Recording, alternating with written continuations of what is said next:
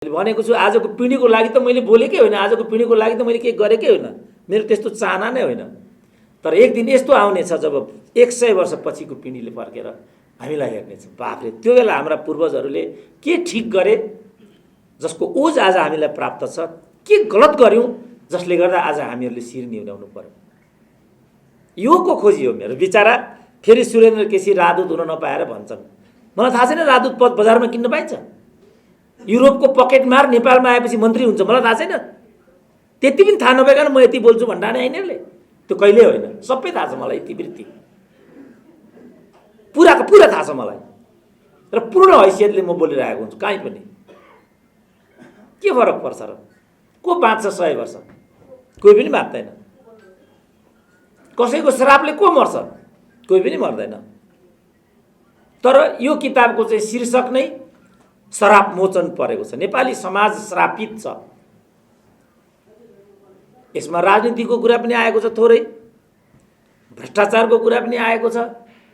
मैले भनिरहने एउटा विषय पनि त्यहाँ परेको छ, नेपालका सबै पदहरू पैसामा बिक्री हुन्छन्। अच्युत कृष्ण खरेलको किताबको पेज नम्बर 201 मा प्रहरीका ठुल्ठुला अधिकृतहरूको कसरी सरुवा हुन्छ, कसरी बढुवा हुन्छ भन्ने बारेमा उल्लेख छ। त्यो कुरालाई मैले एक ठाउँमा उल्लेख गरेँ, उहाँ नै मसँग रिसाउनु भयो। त्यत्रो प्रोफेसर भएर मैले लेखेको कुरा भन्दै हिँड्ने, बाफरे आफू लेख्ने भन्दै हिँड्यो भनेर रिसाउने। यो किताब जो 3टा लेखियो, अब यो पब्लिक प्रोपर्टी हो, यो सार्वजनिक सम्पत्ति हो। यहाँ अनुपयुक्त कुरा केही थिए भने त्यो कुरा उहाँहरूले लेख्ने होइन, लेखिसकेपछि अब यो उहाँहरूको हुँदैन।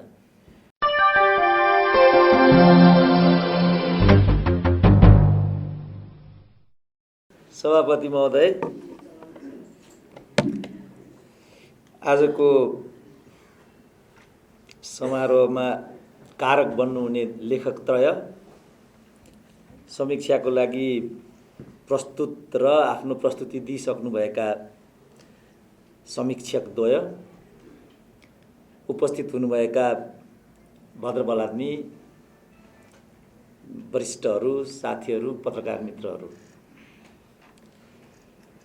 अब यो हिजो चान्चुन 4-5 बजे एउटा किताब मलाई उपलब्ध भयो, श्राप मोचन त्यसको शीर्षक थियो। त्यसपछि म साथीहरूको बिचमै हुन्छु धेरै जस्तो, चान्चुन 9 बजे घर पुगेँ। 10, 11, 12 सम्म चाहिँ जागै थिएँ। त्यसपछि के भयो मलाई थाहा भएन। त्यही 3 घण्टामा यो किताबलाई अलिकति मैले समय दिएँ। उठ्ने बित्तिकै फेरि मैले अरू दैनन्दिनमा लाग्नुपर्ने, मेरो तपाईँलाई थाहै छ सेड्युल। जति यो किताबमाथि मैले न्याय गर्नुपर्ने थियो, पहिलो त मैले त्यति न्याय गर्न सके जस्तो भएको छैन आज। तैपनि यो अवसरको लागि मित्रहरूले मलाई सम्झिनुभयो।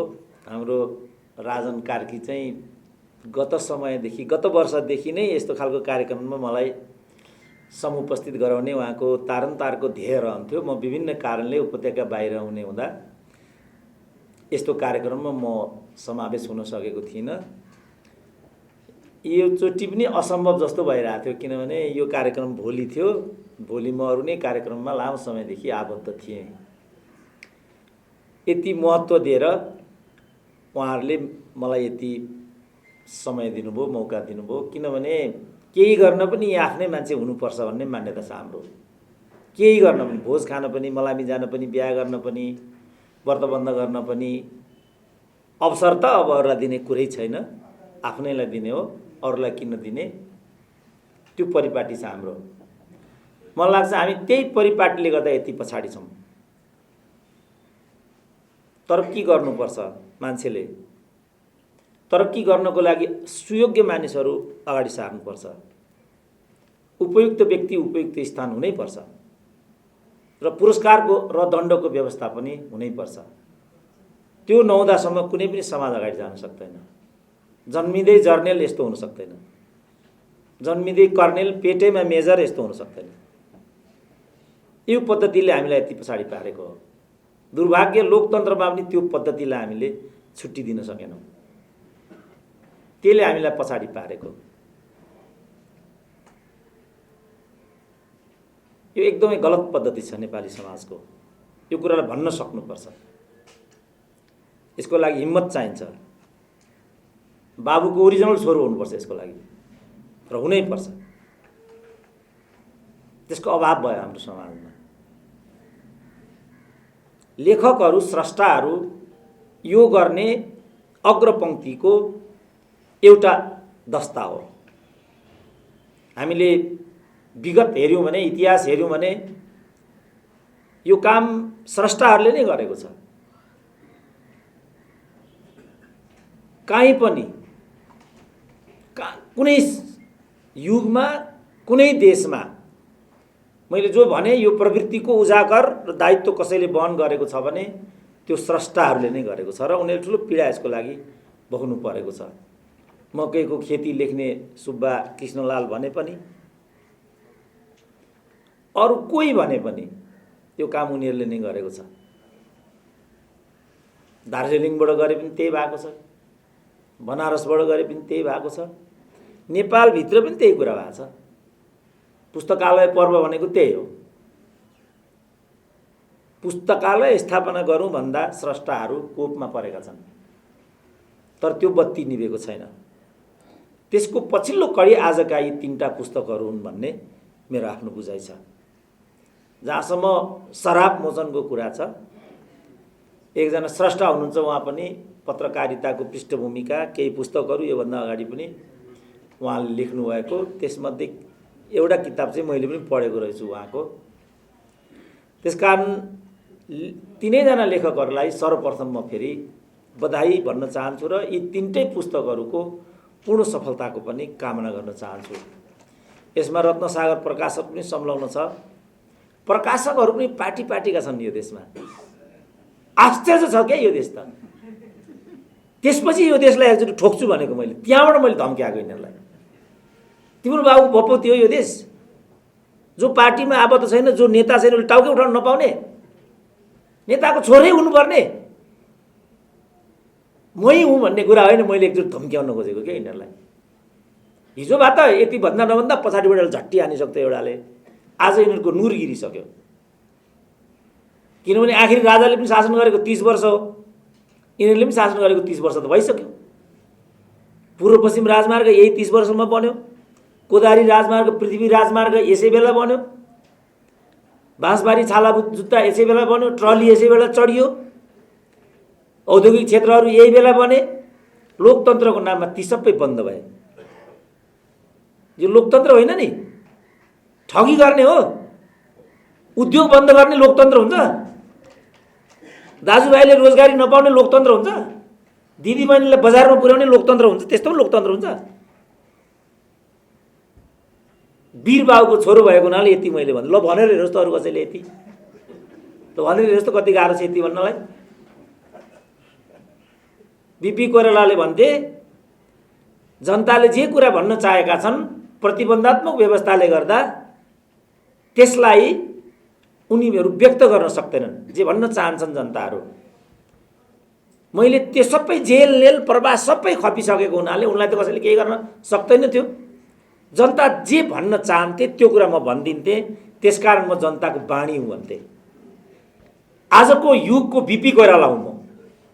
जे जनता भन्न चाहन्छन् बस म त्यही कुरा भनिदिन्छु।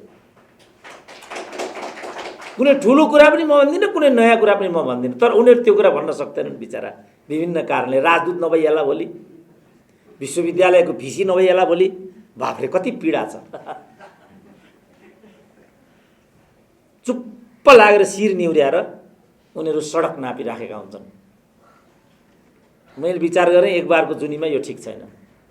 जिउँदो बाँच्नुपर्छ। सास फेर्दैमा बाँचेको हुँदैन, जीवन्त बाँच्नुपर्छ। मान्छे हुनुको सबभन्दा ठुलो गरिमा नै त्यही छ। त्यो काम हामीले गर्नुपर्छ भन्ने कुरालाई मैले त्यो मूल्यबोधबाट र त्यो चेतनाबाट आज म छु। मैले भनेको छु, आजको पिँढीको लागि त मैले बोलेकै होइन, आजको पिँढीको लागि त मैले केही गरेकै होइन। मेरो त्यस्तो चाहना नै होइन। तर एक दिन यस्तो आउनेछ जब 100 वर्ष पछिको पिँढीले फर्केर हामीलाई हेर्नेछ, बाफरे त्यो बेला हाम्रा पूर्वजहरूले के ठिक गरे जसको ओज आज हामीलाई प्राप्त छ, के गलत गर्यौँ जसले गर्दा आज हामीहरूले शिर निहुर्याउनु पर्यो। योको खोजी हो मेरो। बिचारा फेरि सुरेन्द्र केसी राजदूत हुन नपाएर भन्छन्। मलाई थाहा छैन राजदूत पद बजारमा किन्न पाइन्छ? युरोपको पकेट मार नेपालमा आएपछि मन्त्री हुन्छ, मलाई थाहा छैन। त्यति पनि थाहा नभइकन म यति बोल्छु भन्दा नै यिनीहरूले, त्यो कहिल्यै होइन। सबै थाहा छ मलाई, इतिवृत्ति पुराको पुरा थाहा छ मलाई, र पूर्ण हैसियतले म बोलिरहेको हुन्छु। कहीँ पनि के फरक पर्छ र? को बाँच्छ 100 वर्ष? कोही पनि बाँच्दैन। कसैको श्रापले को मर्छ? कोही पनि मर्दैन। तर यो किताबको चाहिँ शीर्षक नै श्राप मोचन परेको छ। नेपाली समाज श्रापित छ। यसमा राजनीतिको कुरा पनि आएको छ, थोरै भ्रष्टाचारको कुरा पनि आएको छ। मैले भनिरहने एउटा विषय पनि त्यहाँ परेको छ, नेपालका सबै पदहरू पैसामा बिक्री हुन्छन्। अच्युत कृष्ण खरेलको किताबको पेज नम्बर 201 मा प्रहरीका ठुल्ठुला अधिकृतहरूको कसरी सरुवा हुन्छ, कसरी बढुवा हुन्छ भन्ने बारेमा उल्लेख छ। त्यो कुरालाई मैले एक ठाउँमा उल्लेख गरेँ, उहाँ नै मसँग रिसाउनु भयो। त्यत्रो प्रोफेसर भएर मैले लेखेको कुरा भन्दै हिँड्ने, बाफरे आफू लेख्ने भन्दै हिँड्यो भनेर रिसाउने। यो किताब जो 3टा लेखियो, अब यो पब्लिक प्रोपर्टी हो, यो सार्वजनिक सम्पत्ति हो। यहाँ अनुपयुक्त कुरा केही थिए भने त्यो कुरा उहाँहरूले लेख्ने होइन। लेखिसकेपछि अब यो उहाँहरूको हुँदैन। समाजमा गयो, समाजले यसलाई स्वामित्वमा लिन्छ, मन परेको कुराहरू प्रयोग गर्छ, मन नपरेको कुरामा आलोचना राख्छ। त्यो पब्लिकको हकदैयाको कुरा हुन्छ। त्यो कुरा उहाँले लेख्नुभयो, मैले उद्धरणमा ल्याएँ। एकदमै रिसाउनु भयो अरे भन्ने मैले सुने। अमेरिकाबाट एकजना मेरो फेसबुकमा एकजना लेडी थिइन् फ्रेन्ड, डाक्टर साहब तपाईँले यो कुरा कहाँबाट भन्नुभएको? मैले अब आजभोलि त कसैले गाडा, हामी पो लठुवा छौँ त, तर विज्ञान र प्रविधि त अगाडि बढिसक्यो। हामी लठेत छौँ भने संसारै लठेतहरूको हो र? त्यो त हुनु हामी लठेत छौँ, त्यो कुरा मान्छु म। जो अनुसन्धान गर्दैन त्यो लठेतै हुन्छ मैले देख्दा। जो विज्ञानमा विश्वास गर्दैन, तरक्की गर्दैन, त्यो पछौटे नै हुन्छ मैले देख्दा। तर बाँकी दुनियाँ पनि हामी जस्तै पछौटे हो भन्यो भने त्यो त्यो त्यो कसैले मान्दैन। अब मैले चट्ट यहाँ खिचेर पेज नम्बर 201 उहाँलाई पठाइदिएँ। यो किताबको लेखक यो हो, कभर यो हो, त्यो पनि पठाइदिएँ। छ त्यो कुरा त्यहाँ। म त आधिकारिक मान्छे हो, मैले त्यो नभएको कुरा भन्नै मिल्दैन। हाम्रो प्रोफेसर पोखरेलले यही हुनुहुन्छ, हाम्रो ब्रिगेडियर बस्नेतले पिएचडी गरिसक्नु भएको छ। त्यो सबै उहाँहरूलाई थाहा छ। मेथडबाट हामीले चल्नुपर्ने हुन्छ। ढाँटेर कुनै पनि कुरा अब झाँटिँदैन। पब्लिकले स्रोत खोज्यो भने भन्न सक्नुपर्छ। स्रोतसहित कसैले केही पुनः कुरा गरेको छ भनेदेखि त्यो कुरा त मान्नुपर्छ मान्छेले। समाजले ओन गर्ने भन्ने कुरा नै त्यही हो। त्यस्तो प्रचलन छ यहाँको। तर उहाँले यसमा ती पदहरूको बिक्री बट्टाको बारेमा पनि उल्लेख गर्नुभएको रहेछ। 20 लाख होस्, 30 लाख होस्, तर छ त्यहाँ। त्यो भरपर्दो होस् नहोस्, तर छ। अब अहिले प्रहरीका ठुल्ठुला अधिकृतहरू खुल्लमखुल्ला भन्दै हिँड्न थालेका छन्, पैसाको बोरा नपुर्याइकन पदोन्नति हुँदैन। अब भन्छन् त त्यसो भने बाहिर आउन थाल्यो। ती सब कुराहरू यो किताबमा पनि कुनै न कुनै रूपमा परे। यो मेन पावरवालाले गरेको कुकर्मको कुराहरू पनि यहाँ आयो। यो औपन्यासिकताको तरिकाबाट लेखिएको छ। तैपनि कहिले ठ्याक्कै राजनीतिक जगमा उभिन्छ, कहिले आख्यानको रूपमा आउँछ, कहिले अप्ठ्यारा सप्ठ्याराहरूका विषयहरू पर्छन्, कहिले अनुभव र अनुभूति त्यहाँ देखा पर्छ। मेन पावरवालाहरूले चलाउने चक्कर, मानिसहरूले पाउने पीडा, मेक्सिकोको बाटो, लामो यात्रा तय गरेर अमेरिका छिर्नुपर्ने नेपालीहरूको चाहना, उनीहरूले पाएको दुःख वास्तवमा अवर्णनीय छ। त्यो यति पीडादायी छ। मान्छेले यस बीचमा 30 लाख सिद्ध्याइसकेका हुन्छन्, तर उनीहरू अमेरिका पुग्दैनन्। बाटोमा लुटिने डर बरु प्रबल हुन्छ। अचम्म लाग्छ, त्यो 30 लाख नेपालमै लगानी गरेर जीवन गुजारा गर्दा के फरक पर्ने होला। तर नेपालीहरूले त्यो बाटो रोजेनन्, थप दुःख पाए उनीहरूले। अहिले बजारमा कमसेकम 150 महिलाहरू अनिश्चित गर्भ लिएर सडकमा हिँडिराखेका छन्। के छनौट हो यो रोजगारीको? मलाई अचम्म पनि लाग्छ कहिलेकाहीँ। बाध्यता हो, आकाङ्क्षाले मान्छेलाई बिगारिदियो। त्यो पनि एउटा समाजको लागि विचरणको विषयवस्तु छ। यस रूपमा यो छनक नआए पनि यो मेन पावरको माध्यमबाट वैदेशिक रोजगारीको कारणले परिवारमा ल्याउने विचलन र भुक्तभोगीहरूले भोग्नु परेको पीडा ती पनि उहाँको लेख्यमा विषयवस्तु सामग्री भएको यस्तो देखिन्छ। यो शराब भन्ने कुरालाई चाहिँ तीनटा इतिहास प्रसिद्ध शराब प्रकरणहरू नेपालको इतिहासमा अक्सर मानिसहरू उदाहरणमा लिने गर्छन्। ती कुराहरू यो किताबमा पनि विषयवस्तु भएको र त्यो नै केन्द्रीय विषयवस्तु र शराब मोचन भन्ने चाहिँ त्यस कारणले परेको हो कि यस्तो शराब जसलाई नेपाली समाजले बारम्बार उदाहरणमा लिन्छ त्यसबाट उन्मुक्ति नपाइकन नेपाली समाज अगाडि जान सक्दैन भन्ने उहाँको बुझाइ देखिन्छ। शराब मोचन त्यसबाट हामीले मुक्ति नपाइकन हाम्रो समाज अगाडि जान सक्दैन, किनभने त्यहाँबाट हामीहरू अभिशप्त छौँ। ती तीनजना पात्रहरू को हुन्? मुख्य रूपमा नेपालको इतिहासमा स्थापित भएका ती पात्रहरू, एकजना योगमाया भइन् जसले जल समाधि लिन् शङ्खसभाबाट,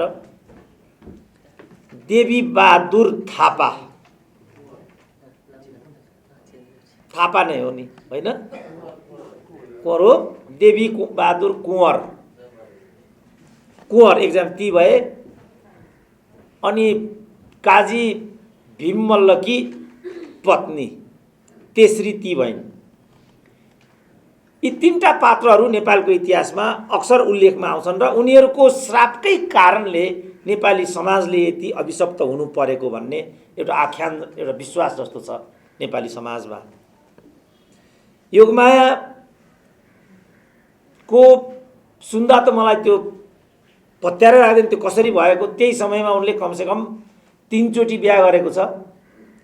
महिलाहरूले अहिले पनि दोस्रो विवाहको बारेमा कल्पना गर्न सक्दैनन्। त्यस्तो भयो भने उनीहरू आलोचनाको शिकार हुन्छन्। अहिले पनि महिलाहरू, अहिले पनि उनीहरूको स्थान द्वितीय छ समाजमा अहिले पनि।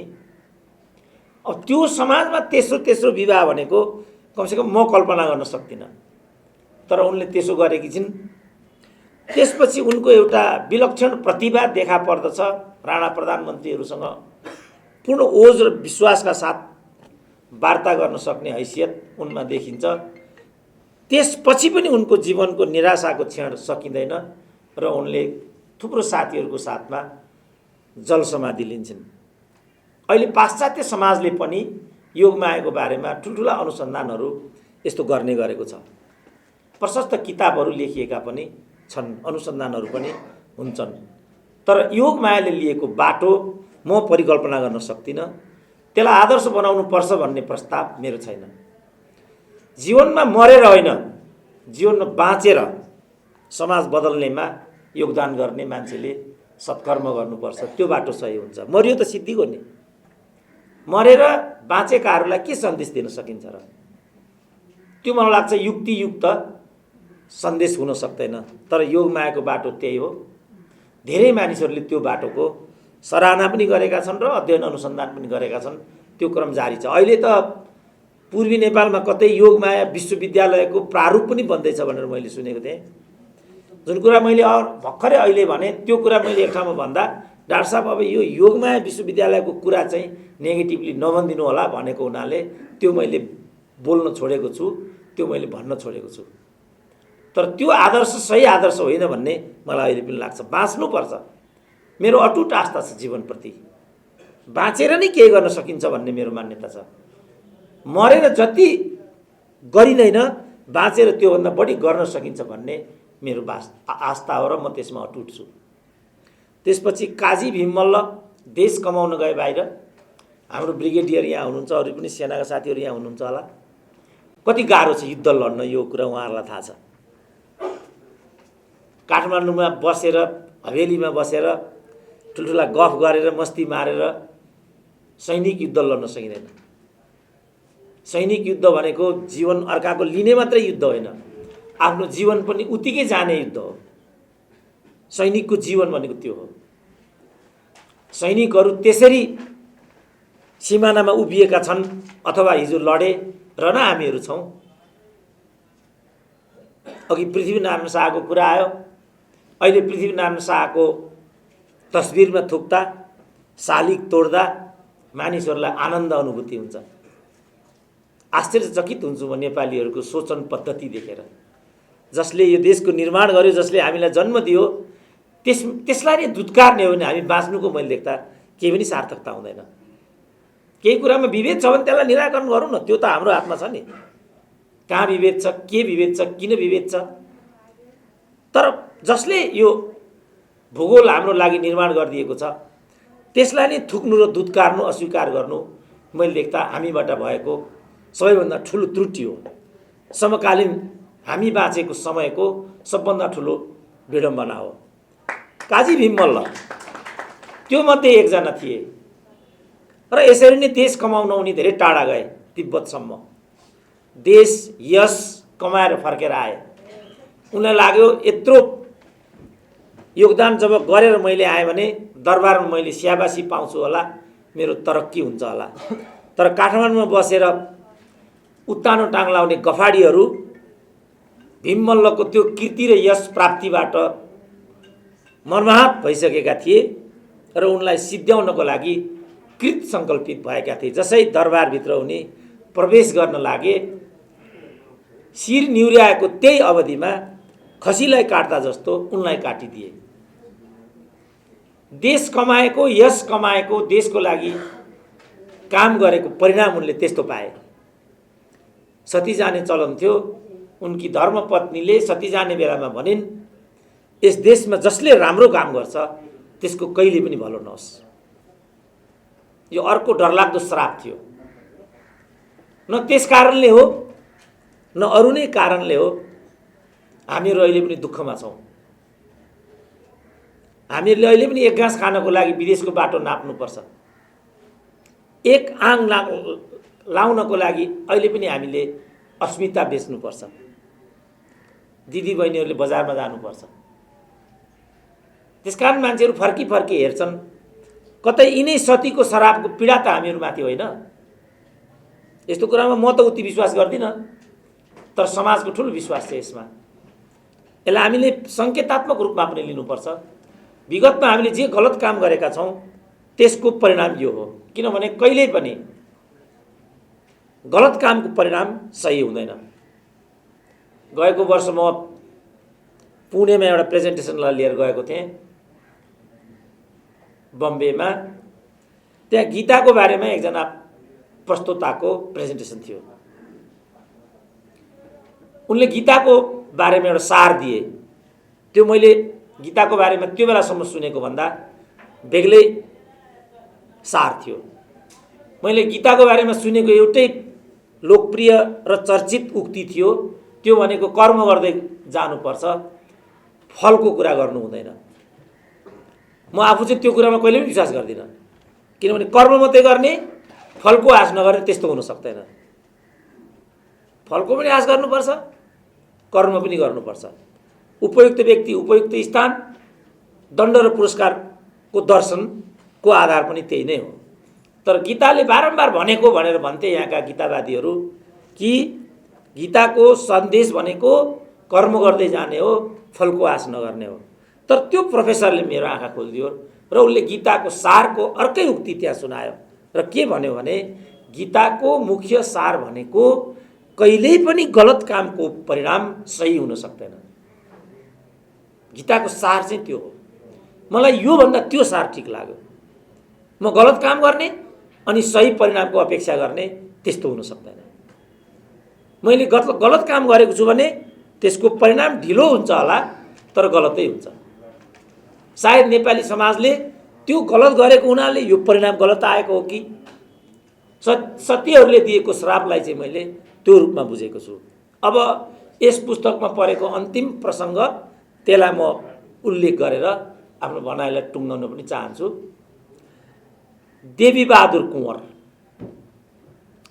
अब यही हो चक्कर त नेपालको दरबारमा। अहिले नेपालको त्यो दरबार भनेको र अहिले नेपालको दल भन्नु एउटै नै हो। त्यति बेर दल थिएनन्, दरबार थियो। त्यति बेर नेता थिएनन्, दरबारियाहरू थिए, भारदारहरू थिए। अहिले नेताहरू जे गर्छन् त्यति बेर तिनीहरू त्यही गर्थे। उठापटक हुन्थ्यो, घात प्रतिघात हुन्थ्यो, मारामार पनि हुन्थ्यो। कोत पर्व भनेको पनि त्यही हो। मारामार गर्ने, सबभन्दा धेरै मारेपछि प्रधानमन्त्री भइने, त्यस्तो हुन्थ्यो उहिले चाहिँ। जङ्गबहादुरले 30 जना मार्दै एकचोटि प्रधानमन्त्री ठोकिदियो। प्रधानमन्त्री हुने विधि त्यो थियो त्यति बेला।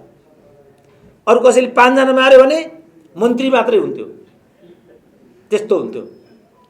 अब अहिले 4 वटा ढ्वाङ लुटेपछि जितिन्छ, जितेपछि फेरि भइन्छ। कुरा त त्यही हो। अब अहिले नेताहरू चाहिँ चिच्याउन थालेका छन्, तँलाई मैले यसरी जिताएको, तँलाई मैले उसरी जिताएको, त्यस्तो भन्न थालेका छन्। गलत कामको परिणाम जहिले पनि गलत आउँछ भन्ने गीताको सार त्यहाँ पनि प्रयुक्त हुन्छ। नेताहरूले त्यो तरिकाले चुनाव जितेको हुनाले आज यो कुरा भोगिराखेका छन् उनीहरू। गीतालाई त्यसरी बुझ्नुपर्छ। हिजो म मात्रै थिएँ नि एउटा जिउँदो बाबुको छोरो, 3 जना मान्छेले ढ्वाङ साटेर चुनाव जितेका हुन् भन्थे। उपेन्द्र यादव भने पनि कुरा त्यही हो, विजय गच्छदार भने पनि कुरा त्यही हो, कमरेड प्रचण्ड भने पनि कुरा त्यही हो। तर म एक्लै थिएँ बिचरा हिजो, किनभने जिउँदो बाबुको छोरो त म मात्रै थिएँ नि त त्यति बेला। अब अहिले त बाटामा हिँड्ने मान्छे पनि भन्न थाल्यो यी 3 जनाले त्यसरी जितेको भनेर। धेरै ढिलो भइसक्यो। भन्नेले त समयमा पो भन्नुपर्छ त। समय बितिसकेपछि भन्नुको के अर्थ हुन्छ?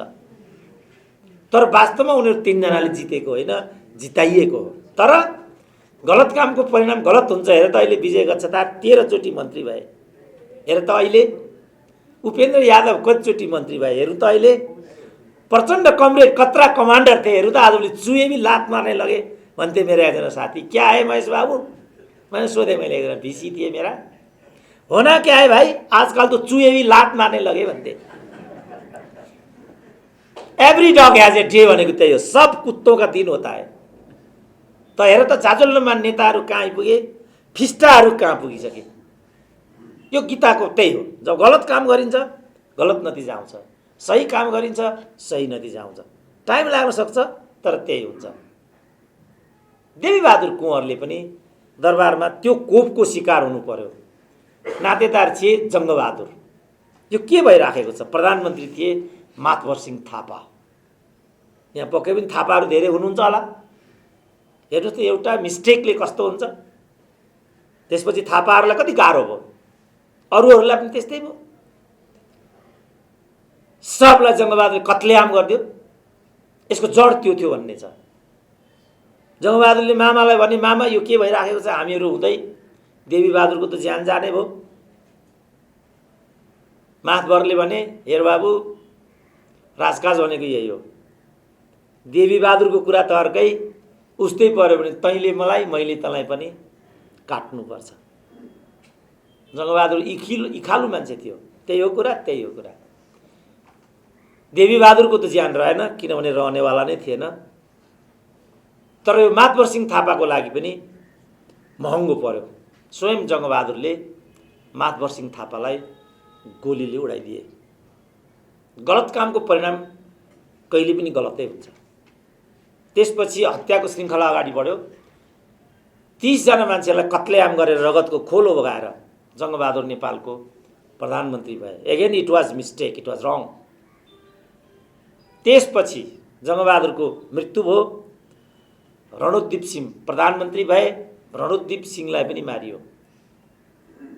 रणोद्दीप सिंहलाई मात्रै मारिएन, सारा जङ्गबहादुरका छोराहरू पनि मारिए। जङ्गबहादुरका छोराहरू सडकमा आए, किनभने गलत कामको परिणाम कहिले पनि सही हुँदैन थियो। फेरि गलत भयो। प्रक्रियाहरू अगाडि बढ्दै रहे। देवीबहादुरको शराबको प्रसङ्ग यो थियो। अब म निष्कर्षतिर आउँछु। यो हत्या प्रति हत्याको श्रृङ्खला कहिले सकिन्छ नेपाली समाजमा? आज मानिसहरूलाई चारित्रिक दृष्टिकोणले सिद्ध्याउने यो प्रक्रिया चलेको छ। तर त्यही कुरा हो, मान्छेलाई सिद्ध्याउने, भौतिक रूपमा सिद्ध्याउनु मात्रै पनि मान्छेलाई सिद्ध्याउने कुरा हुँदैन। बौद्धिक रूपमा, नैतिक रूपमा, चारित्रिक रूपमा सिद्ध्याउने कुरा पनि सिद्ध्याउनेसँग नै सम्बन्धित हुन्छ। र त्यसरी नै मानिसहरू एकपछि अर्को सिद्ध्याइँदैछन्। कसैलाई विदेशी दलाल भनिएको छ, कसैलाई कृष्णबहादुर महरा बनाइएको छ, कसैलाई नारायण काजी श्रेष्ठ बनाइएको छ। यो हिसाबले त कोही पनि बत्दैन भोलि। एकदमै भस्मासुर प्रवृत्ति नेपालीहरूको दिमागमा चढेको छ। किनभने हामीहरू सृजनामा विश्वास गर्दैनौँ। हामी अनुसन्धान र तरक्कीमा छैनौँ। विज्ञान हाम्रो अगाडि छैन। जब मान्छे सिर्जनामा लाग्दैन त्यसपछि मान्छेले यस्तो काम गर्छ। त्यसो भएको हुनाले हाम्रो लेखकको निष्कर्ष के हो भने सायद यो शराबले गर्दाखेरि पो हाम्रो नेपाली समाज यस प्रकारले अभिशप्त हो कि, त्यसकारण यसलाई मोचन गर्नु पर्यो। कसरी मोचन गर्ने, यसमा आफ्नो बुझाइ हुन सक्छ, यसमा आफ्ना व्याख्याहरू हुन सक्छन्। मेरो आफ्नै विचारमा चाहिँ समाजलाई शुद्धिकरण गर्नुपर्छ भन्ने यस शीर्षकको अभिप्राय हो भनेर म बुझ्छु। हिजोको जसरी नै त अब समाजलाई उभ्याउन सकिँदैन, त्यो विधि उपयुक्त पनि हुँदैन, किनभने फेरि सती जान सकिँदैन, फेरि दास हुन सकिँदैन, यो ठिक छैन। स्वाभिमानले जीवनलाई उभ्याउनुपर्छ, बाँच्नुपर्छ। स्वाभिमानी नागरिकले मात्रै सिर्जना गर्न सक्छ र सिर्जनाले मात्रै मानिसलाई अग्रता दिन सक्छ, समृद्धि हुन सक्छ। सिर्जनाभन्दा अर्को विज्ञान प्रविधि हेर त, आज यही कम्प्युटरमा यो मोबाइलमा जे प्रविधि प्रयुक्त छ, यही एउटा प्रविधिको भरमा आज यो आविष्कार गर्ने मुलुकहरू समृद्ध भएर गएका छन्, धनी भएर गएका छन्। यहाँ यो हालमा कोही मान्छे यस्तो छैन जोसँग यो मोबाइल छैन र यसको न्यूनतम मूल्य भनेको 50,000 हो। 3टासम्म एउटै मान्छेले बोकेको हुन्छ, मोबाइल मात्रै। ल्यापटपको कुरा अलग छ, कम्प्युटरको कुरा अलग्गै छ, टिभी, इन्स्टाग्राम यावत कुराहरू सबै सम्पत्ति जहाँबाट बनेर आएको त्यहीँ जान्छ। हाम्रो यहाँकाले त कमिसन मात्रै गोजीमा हाल्ने हो। कमिसन खाएर कोही पनि धनी हुँदैन र कोही नेपाली आज धनी छैन, किनभने जन्मिँदै ऊ 46,000ले ऋणी भएको छ। थाहा छैन यहाँ कति मान्छेलाई थाहा छ? हात उठाउँ त। प्रत्येक नेपालीलाई 46,000 ऋण छ भन्ने कतिलाई थाहा छ? हात उठाउँ त। 1/3 थाहा रहेछ भन्ने देखियो। हामी ऋणी हुने कारण यही हो। अरू सबै यस्ता किसिमका तथ्याङ्कहरू छन्, फेरि कहिल्यै भनौँला। आज यतिमै कुरालाई विश्राम दिउँ। फेरि एकपल्ट लेखकहरूलाई म सफलताको कामना गर्न चाहन्छु। मेरो विचार सुनिदिनु भएकोमा धन्यवाद पनि ज्ञापन गर्न चाहन्छु र बिदा लिन्छु। नमस्कार।